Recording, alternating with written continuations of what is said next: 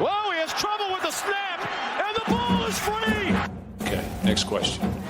I'm a horse football coach right now. You know, I got shoved up. We got shoved. What's up, Spartans fans? Welcome to episode 78 of the Spartan Savants podcast. I am back from my sanctions after the MSU recruiting violations. My one episode vacated. Joined by my trusty cohorts, of course, Travis and Nick. We've got an action-packed show today. We'll briefly touch on the football team, Penn State and Iowa coming up, or Penn State last week, Iowa coming up this week. We are 6-time Champion Classic winners. We'll talk about that. Obviously, we'll talk about Jonathan Smith and everything else that's going on in the Spartan world. But I want to check in with the Dallas duo. Travis, how are you? Living some kind of dream. Not sure what that is right now, but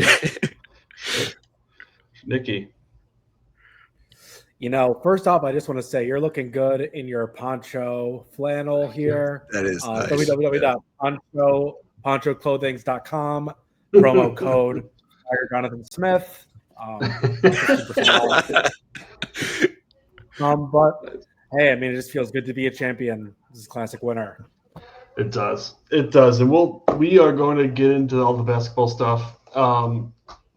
That probably will be a good portion of the episode. Would be my guess. But we'll start with the Penn State game.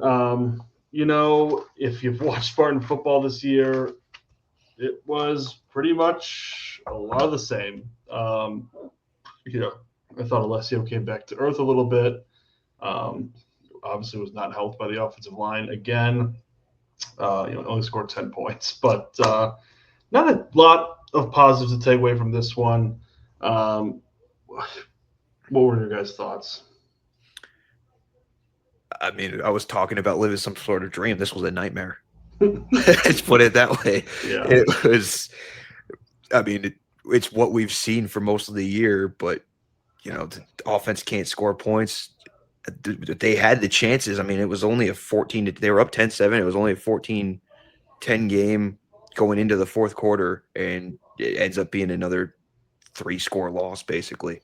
Yeah. And falling to 0-7 in the Big Ten, which is absolutely pathetic. Yeah. On the bright side, they gave up less than 30 points, I guess. Yeah. That's the thing. Yeah. But at the same time, you pretty much got your ass kicked at home on senior day by a backup quarterback and an interim head coach.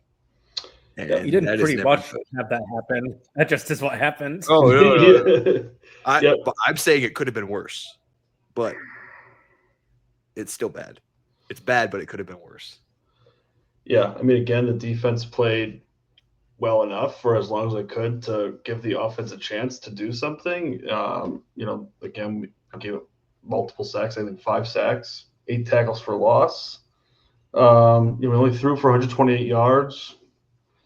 You're just not going to win a lot of games scoring 10 points. I mean, it's just Penn State was giving up like 150 yards on average on the ground, and we rushed for like barely 100 yards. I mean, it's just 101. Yeah, and it was all Elijah Tautaliver was our only offense. Yeah, he had a 57-yard run. Yeah. Half that came on one. Literally had over 3/4 of our rushing yards. Yeah. And then 73 in the passing game as well. Yeah. And like you said, they didn't throw for that many yards, but they also, I mean, their quarterback completed over 60% of his passes, and so he was efficient. And one of those passes went for 75 yards, I believe. So yeah, it was. And we gave up 180 on the ground, or 240 overall on the ground, 180 to one guy. Nice. Not great. Tough day at the office. Nicky, what were your thoughts? Alessio's going to get brain damage if he plays the entire game. Yeah. No kidding. We should see some Hannon next week. This team sucks. Same week or different week, same story. Let's get okay at something. I don't know. That's next. That's twice this season we've been at the end of the game and we're like, what the hell is he still doing out there? He's going to die. It happened with A.D. Childs. It happened with Alessio. I mean, I get maybe you don't want to kill your other freshman quarterback when hasn't played in a game yet. Yeah. But I mean, Alessio could barely get up at the end of that. It was bad. Management in that situation has been pretty bad. Yeah, it's tough to see. What did you guys make of Childs in a boot? Do you think he's legitimately injured? And I don't want to say that he's faking an injury. I don't want to insinuate that. But do you think it's actually injury, or do you think it's a classic, probably going to hit the transfer portal, but I don't want to make it a big story, so I'm putting a boot on? I mean, I guess that's a possibility, but I wouldn't go as far to put a boot. You could make it a simpler injury. That's right. Yeah, that's fair. Yeah, I don't know. Maybe it's like you're going to be benched. You might as well heal up. This might help if you've been hurt a bit. I don't know. Again, I mean, if you're making up an injury, you can make up anything. I mean, yeah, that's fair. That's fair. Either way, both quarterbacks questionable. Both quarterbacks that have played are questionable against Iowa, and it would be a tough spot for Leo Hannon to get his first start at Iowa as a 16.5-point underdog against that defense. Woo. Welcome to college, kid. Yeah.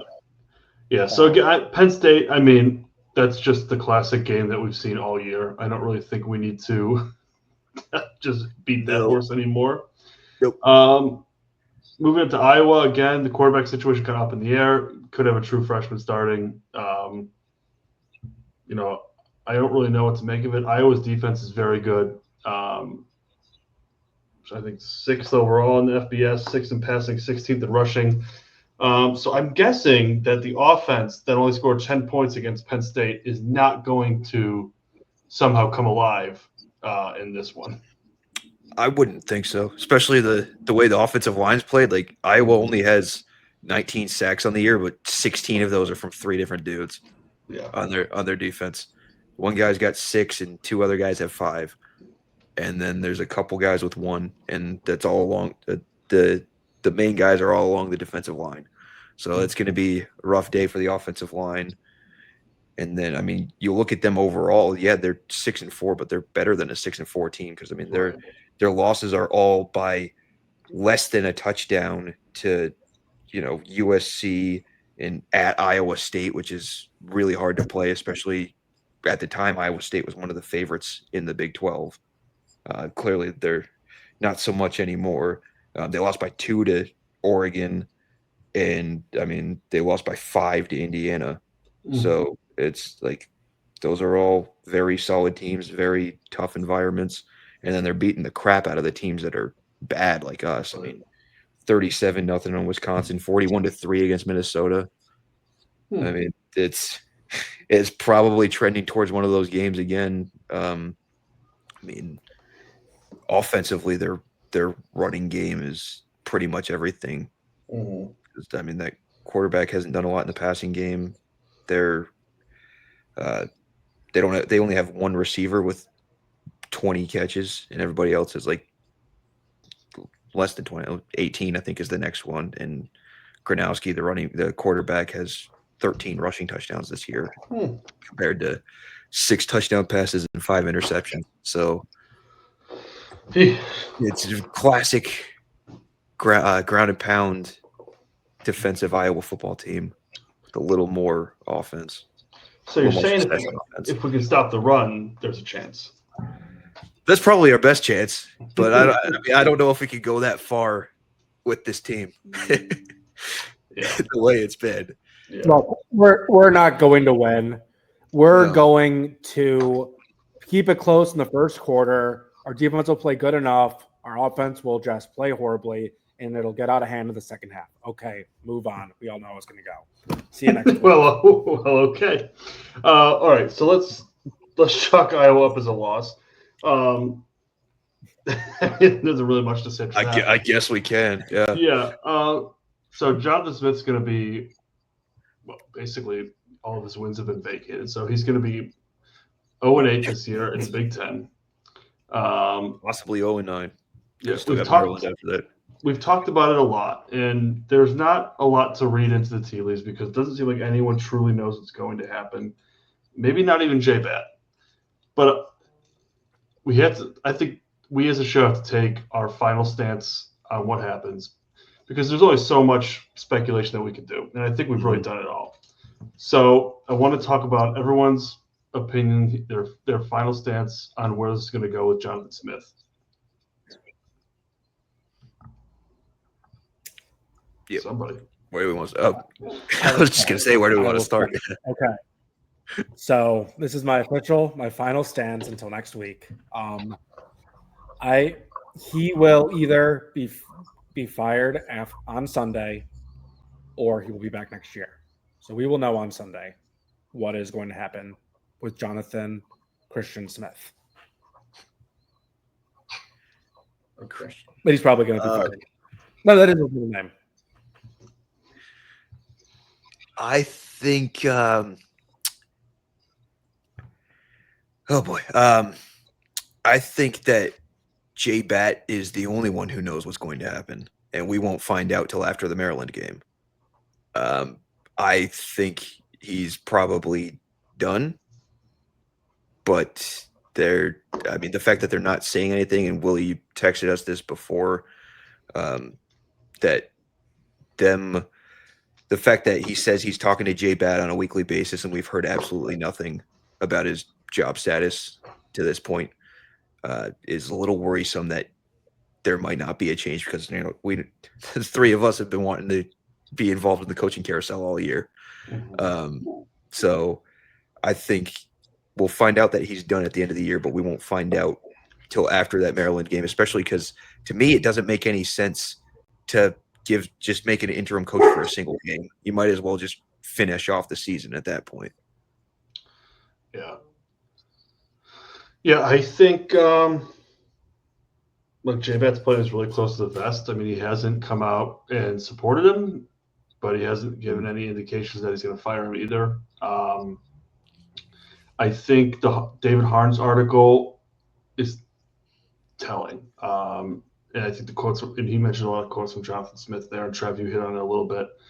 The fact they're meeting on a regular basis, weekly, and their discussions, Jonathan Smith's quote was, we're discussing resources and infrastructure. That's all kind of laying the future talks. And I think if I'm reading any tea leaves, those are the ones that are most telling, and that's what the best information I have. Yeah. And that leads me to believe he's going to be here next year. Now you have others, Comparoni, Couch, that don't agree. They think he'll be fired, and I think that their opinions are very valid. But I don't have, I know they're both well connected, but they don't have anything substantial to tell me that they're where or who they're hearing it from. But I think Couch made a great point. It's like it's a tough sell if you're going to keep him for next year. He hasn't done anything to be warranted another chance. So, I don't know how J-Bat sells that to the fan base, right? There's no silver lining here to be like, oh, well, I know it was a bad year, but XYZ. There is no XYZ. There's no tangible evidence of improvement in any department. There might be even tangible evidence of getting worse in anti-development, whatever you want to call that.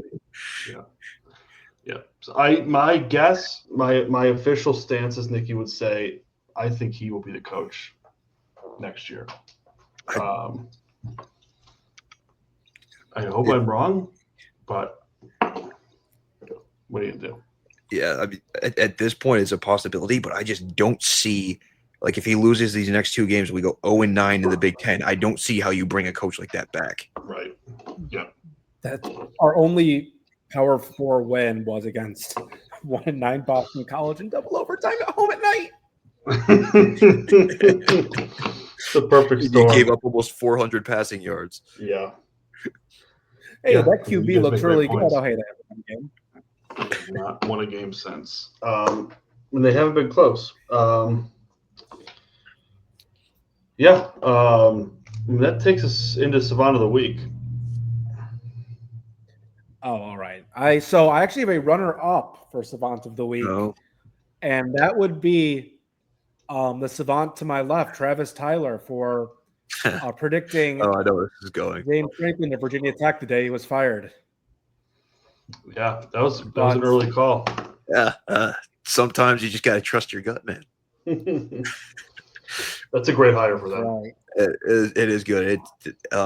It kind of changes the narrative over there because they've been floundering since Frank Beamer left. And I guess I read something today that said he called Frank Beamer and asked for his blessing to take over the program, which that's something I've never heard of in coaching. No, I've never heard that before either. It's interesting. Good for him. And that's a way to show that they're a serious football program, which some other places would take that kind of initiative. Yeah.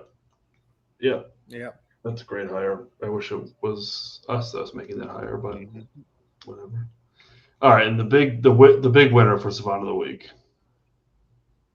The big winner of Savant of the Week is UConn fans in general. This one is crazy. No UConn fan is jealous of anyone at Michigan State. Perpetual state of delusion. That's exacerbated by mental retardation. I'm getting a call this report. I'll be right back. And frankly, you don't belong on this planet. Very happy for your little tournament, though. I mean, I'll say the UConn fan base. This sounds funny. I mean, like they're the ones that are always like, "What is Michigan State doing in the Champions Classic?" These people are nuts, but anyways, feels good to be on the winning side. And that brings it to the main bulk of this episode is the basketball team. We haven't had a chance to talk too much about it. We've got some games under our belt now. Obviously, big win last night against Kentucky. A just pure, absolute no-doubter of a win. Start to finish, just beautiful. An absolute spanking. No doubt job. And then another ranked win against Arkansas last week. It was last Saturday. Which was great. But we're fresh out of the Champions Classic. A lot of good things, I think. A lot of good things to start the season for this team. Travis, I'll start with you. I don't know where Nicky went. Yeah, but, you don't have a choice. Talk about last night and the team in general. I mean, this is exciting start. Yeah, it was a great start. I mean, you get off to first 4 games. We were hearing about how they didn't play that well against UConn. Izzo was kind of pissed about how they played against Colgate, and he's twice said they're going to get killed if they come out and play like that in the next game. And they've come back and they've gotten 2 ranked wins right after that. Yeah. So if you start the season off with the schedule that they have, and to get those 2 wins was awesome, especially the way they did last night. I mean, the 3-point shooting finally showed up. I'm not going to say that that's solved because I think we had a similar game last year where I did say that was solved, and then it clearly wasn't going forward. So we'll let the games continue to settle that one. I was a little concerned at the end of the Arkansas game with how they closed it out. They left a lot of open looks on the defensive end that other teams are going to hit that Arkansas just wasn't hitting that night. And also that foul, I forget who they call it on, but they sent Nick Pringle to the line.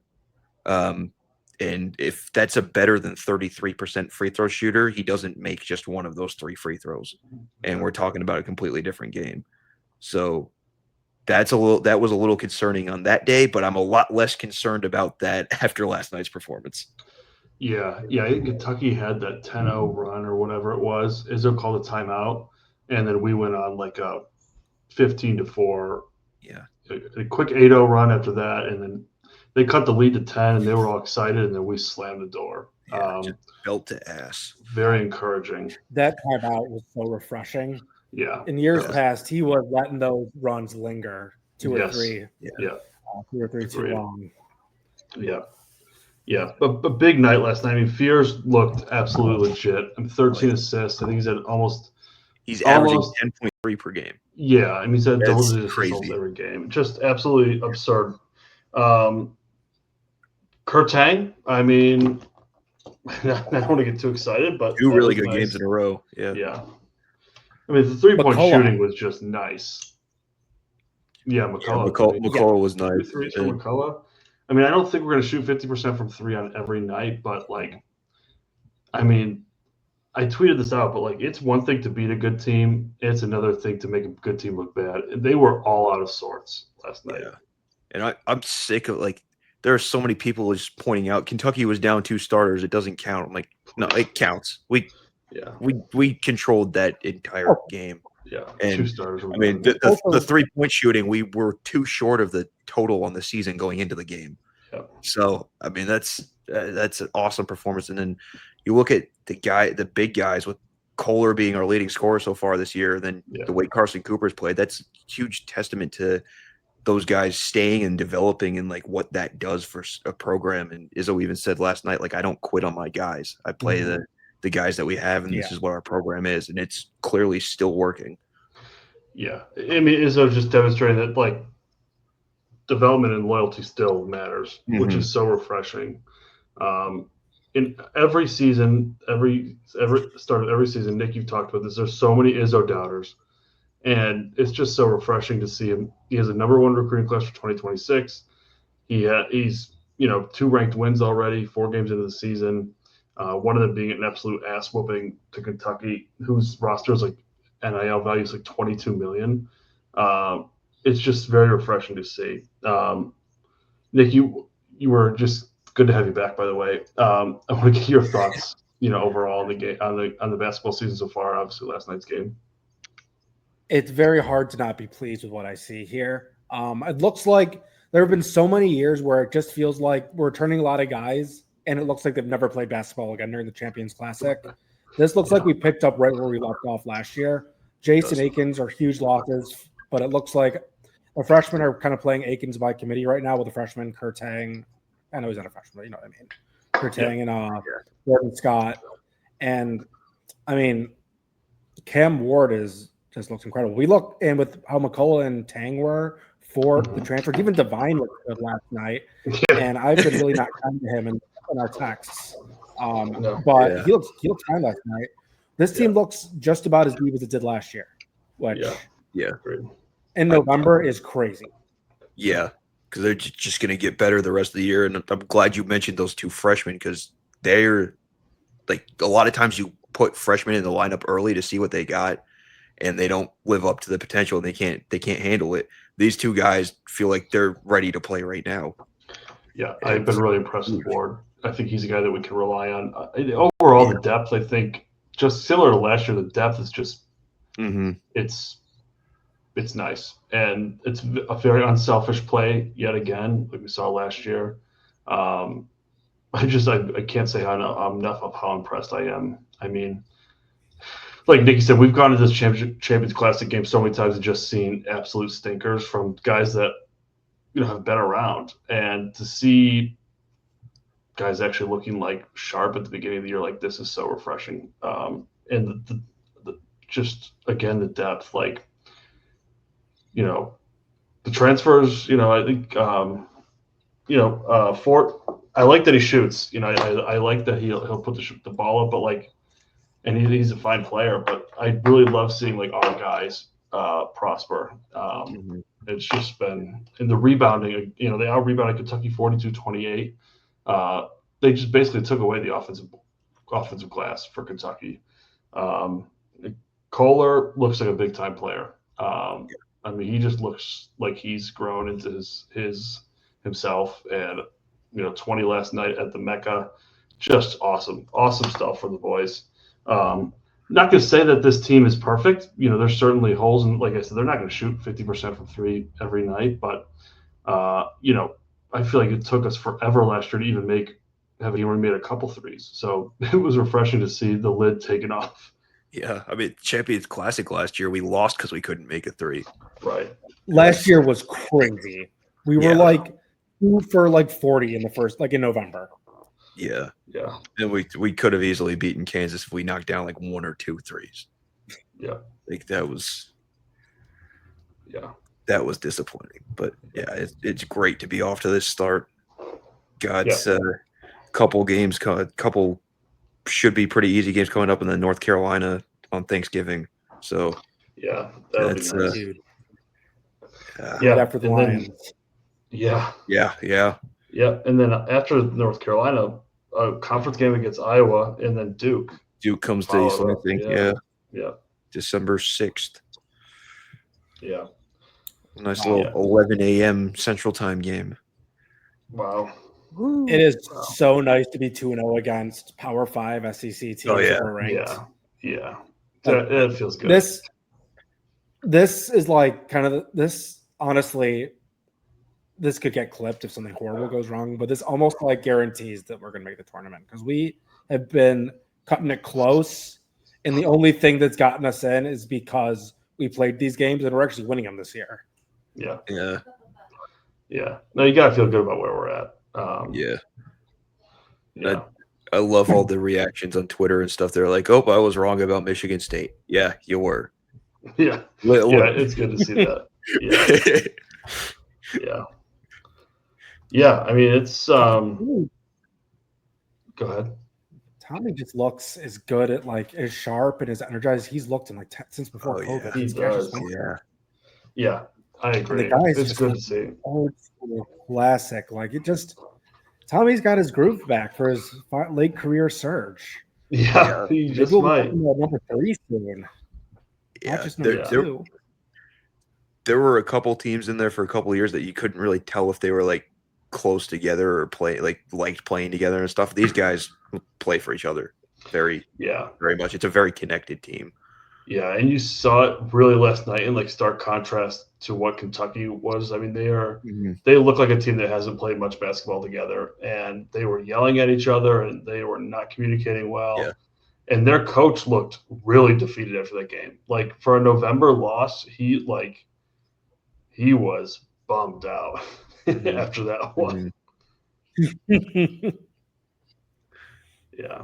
And look, Kentucky, I think will be fine. Like, there's a lot of talent there, but I think it just goes to show, like, the transfer portal does not mean everything. And just because these teams spend so much money in the transfer portal, it doesn't mean that they're necessarily a good team. And like, you look at the preseason rankings, and it's like, oh, 1 through 10, okay, these guys are all the people that spent a bunch of money, and then you like, obviously, of course, Duke and like the other teams that you would expect to be there. But it's like, I'm so tired of this all like revolving around the transfer portal and like development and like program loyalty and culture doesn't mean anything.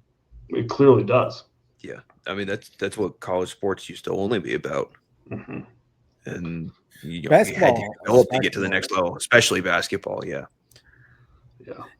Especially now, it's especially the transfer portal. Like people are talking like in December. I can't wait to see where that guy goes next year. Like, right? He would look great.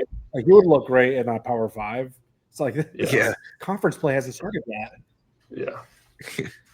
Yeah. Is it too early to get into basketball predictions? We're going to say that for another show. No.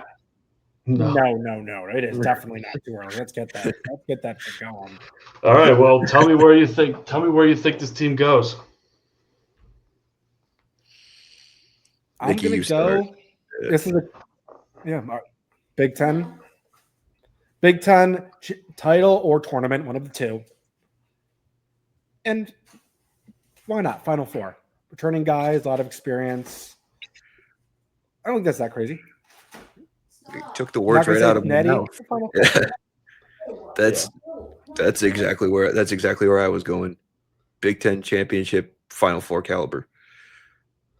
Yeah, I mean it's easy to say now.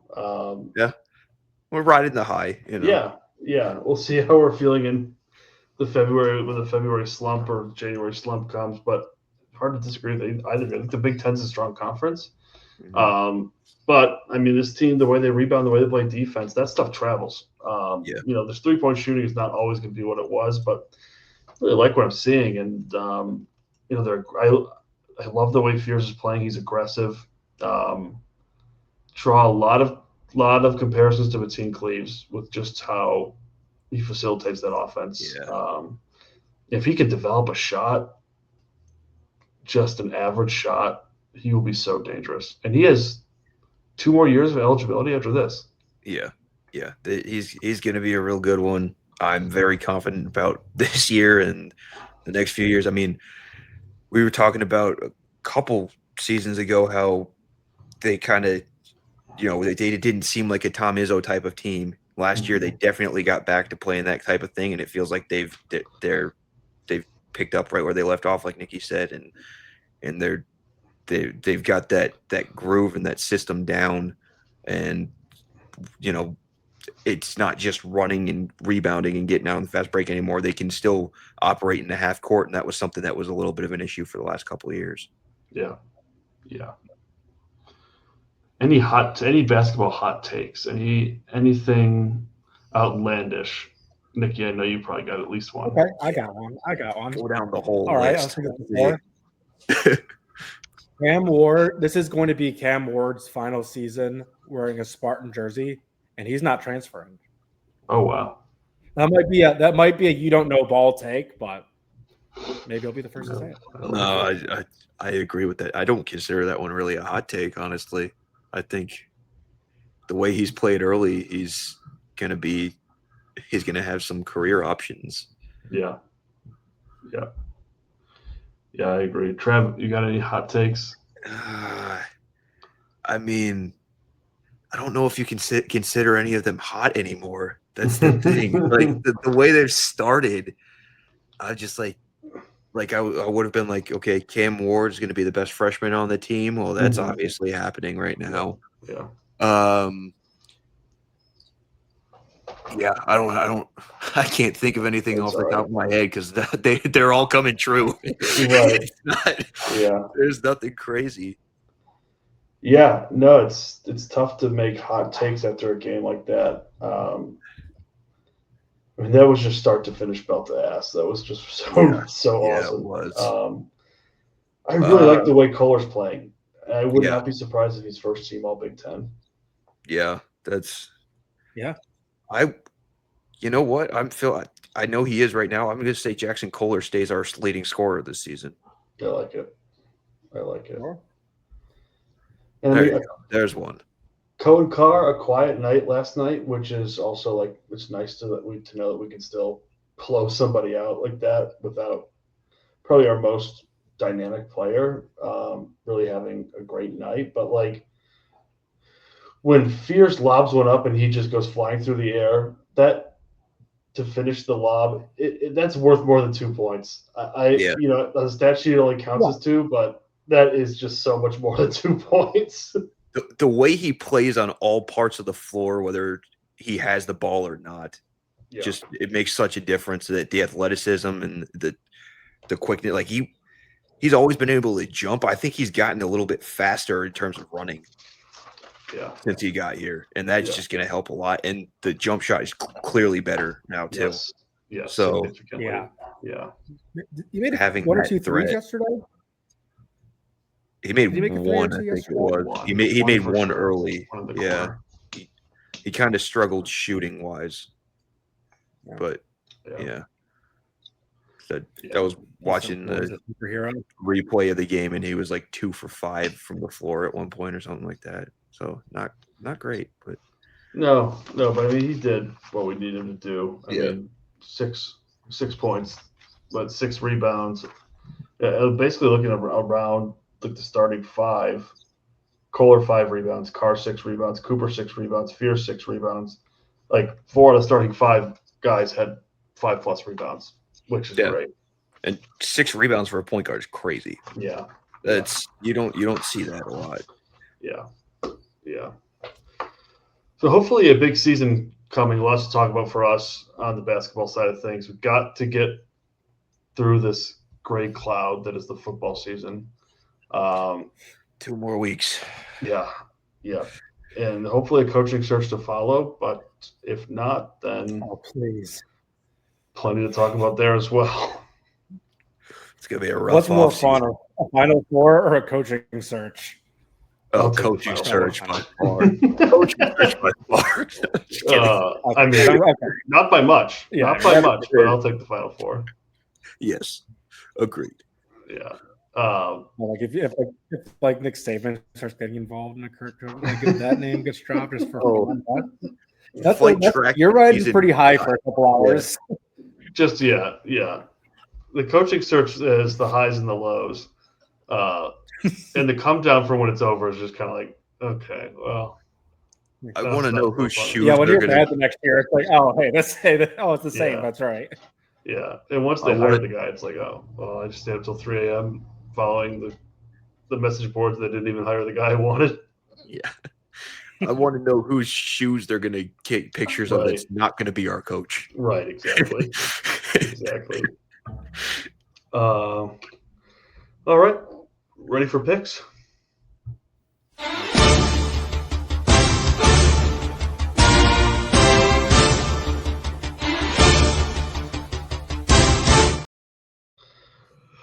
All right, week 12, an okay week for the show. Travis and Nick went 7-6. I went 6-7. That puts the overall standings at 92-80 for me, 85-87 for Nick, and 81-91 for Travis. That race for second place is getting a little tight, but you just never know. These things can change. 1 9-3 week when the leader has a 3-9 week and flip things pretty quickly.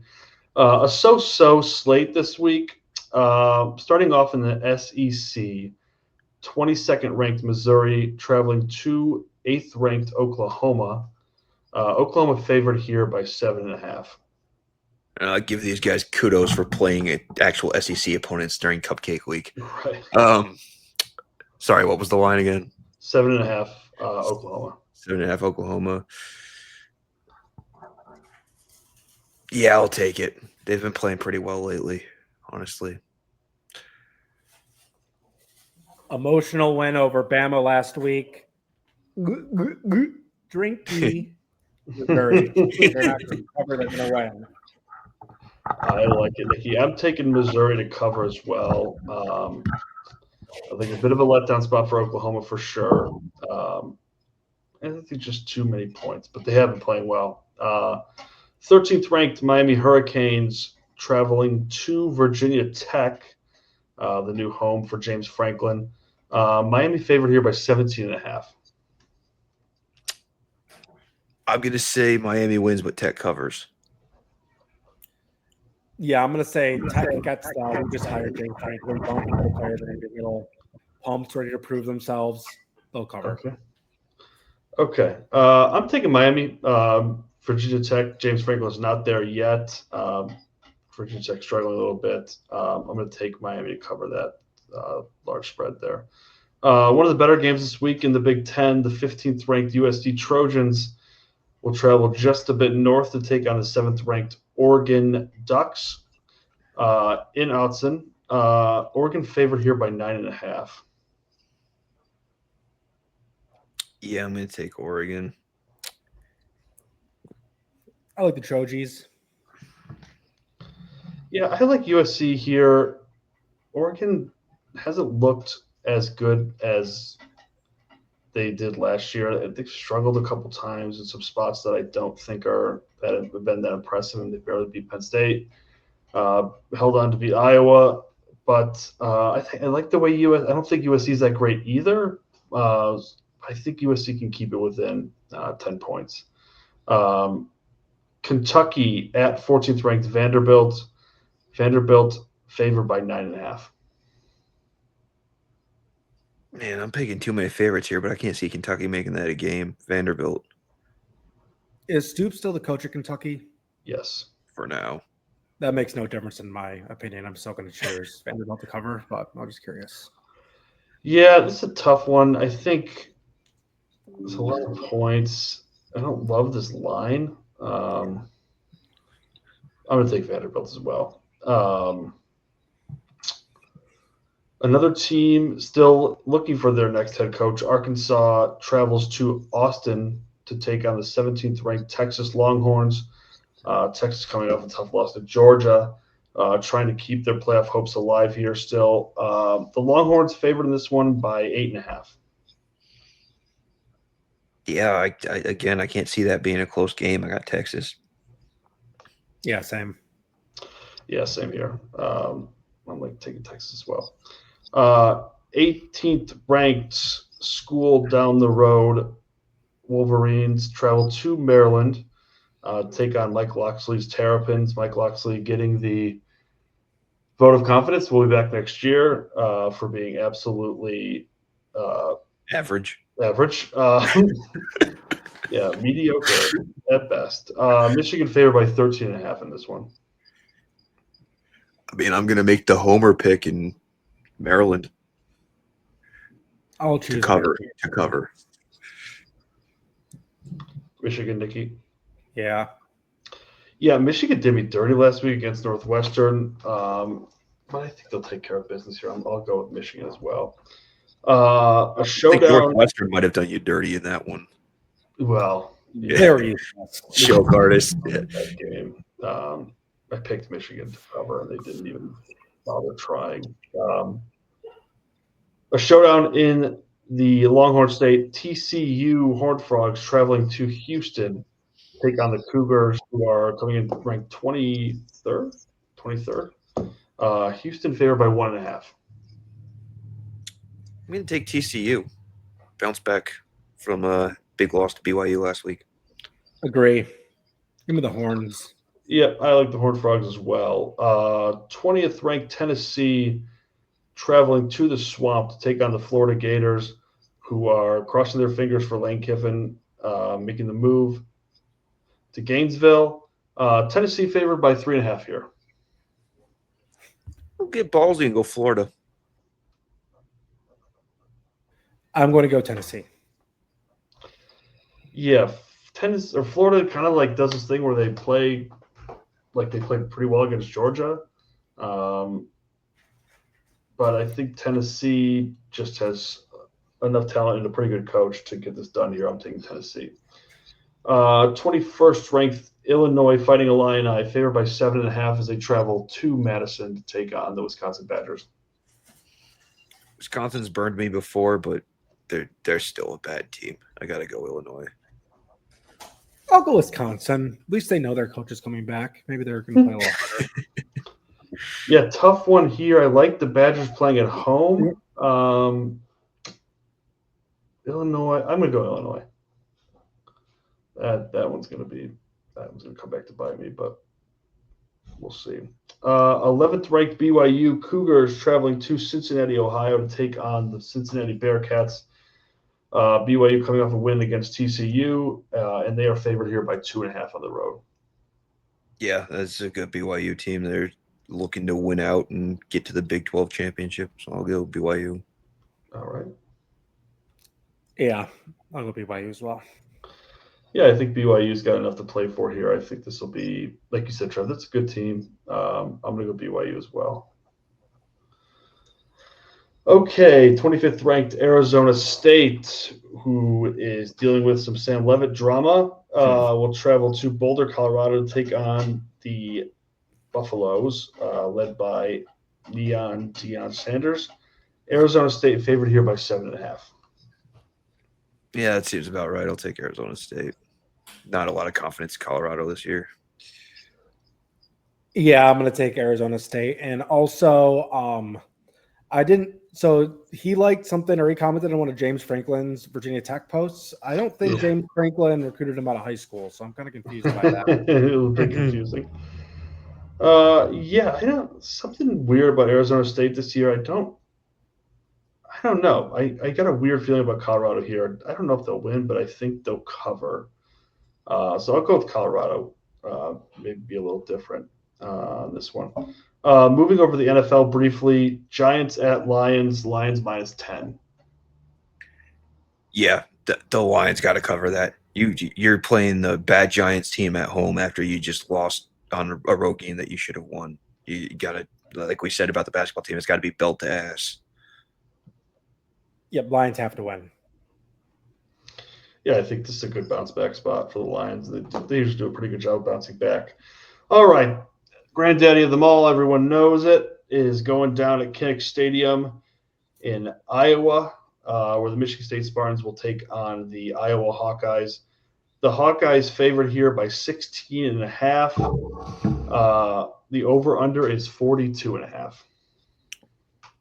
I have the Hawkeyes 41-13. I have Hawkeyes 31-14. So I guess actually Michigan State covering. 31-14? Yeah. That'd be 17 points, so Iowa would cover. Mine. Oh, yes. Okay, nice. Okay. Yeah, I like Nick's score. I'm going to go Iowa 31, Michigan State 10. Yeah, Iowa covers in the under hits. We'll see. I mean, this is just a game that I really don't feel good about at all. So I don't feel good about the football season at all right now. No, I mean, there's nothing to feel good about when it comes to football. I mean, there's literally nothing. There's no takeaways. I mean, the team, I thought the Penn State, and I should have probably somewhere talking about the football team, but it's just like they just looked like a team that, one, didn't have nearly the talent that the other team had, and the lack of depth is so eye-opening. Like, we just have no one else to turn to, no reliable players. No development. Really. Yeah. I'm kind of out on the talent excuse. I just think it's the lack of development. Like, these are guys that could be good with good coaching. We just don't have that. Yeah, that's for sure. We'll see what happens. I mean, this could be Jonathan Smith's last coaching performance for us. I mean, it could be the last time we're hosting a show that Jonathan Smith's the head coach for. So we will see what happens there. The basketball team will play again between now and our next show. Right? A couple times, probably. Yeah. Detroit Mercy, and at East Carolina. So we'll be back next week, I think. I mean, unless Thanksgiving plans get in the way, but that'll do it for the 78th edition of the Spartans Savants podcast.